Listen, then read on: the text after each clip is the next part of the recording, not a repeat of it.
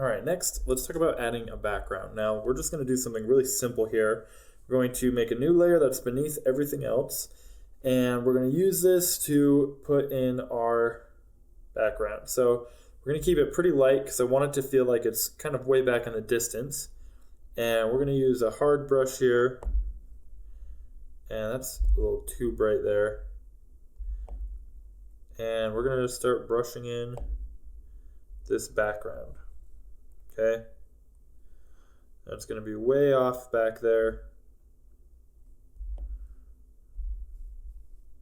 We actually probably should have started with the sky first, but this will have to do.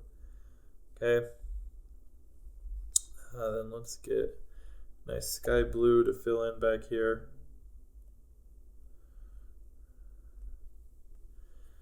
All right, and then some rockish color. We're gonna just color pick this right here, and then we'll bring it a little bit cooler, a little bit more desaturated, and a little bit lighter.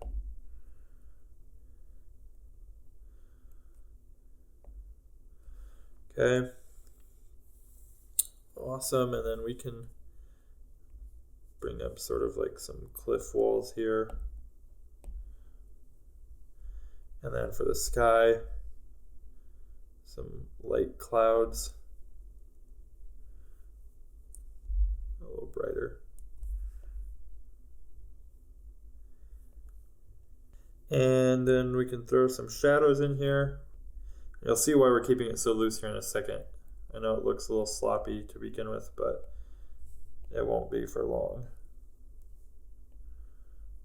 Actually, we need this color to be a little bit bluer and a little bit lighter and a little bit less saturated.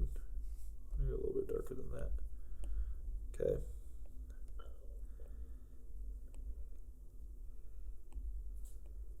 So that looks okay for what we're going to use our background for.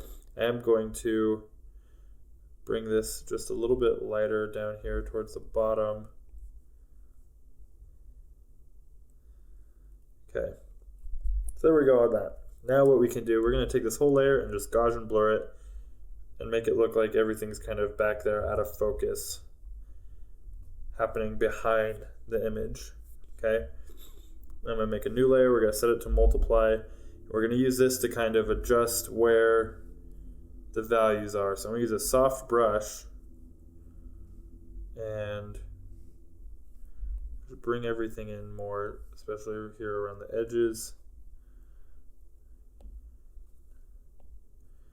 I'm going to take the whole thing and desaturate it a little bit.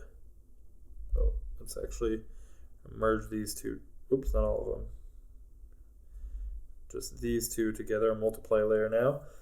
And then we can desaturate things so that it feels a little bit further back in space and sort of lighten everything up. And that gives us a pretty decent background to go off of, something really simple, something real quick we can get done. Okay? You can make it however detailed you want. You don't have to do the Gaussian blur thing. You can actually paint in a background if you want.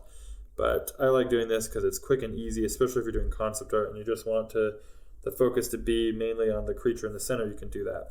Now let's say you do the background and then you decide that maybe you want the creature's colors to be a little bit different. Well, what we can do, since we did all of our colors on a different layer, we can adjust this until we find something that maybe we think looks a little better. So for example, maybe we want it to be green instead of orange. We can do that and it won't mess anything up, right? And we could move it to any number of these colors that we want to work with. Maybe we want to look more pink or blue, whatever it is we want to work with. I actually happen to like the orange that we went with originally, so we're going to keep it at that. All right, that's it for this lecture, and I'll see you guys in the next one.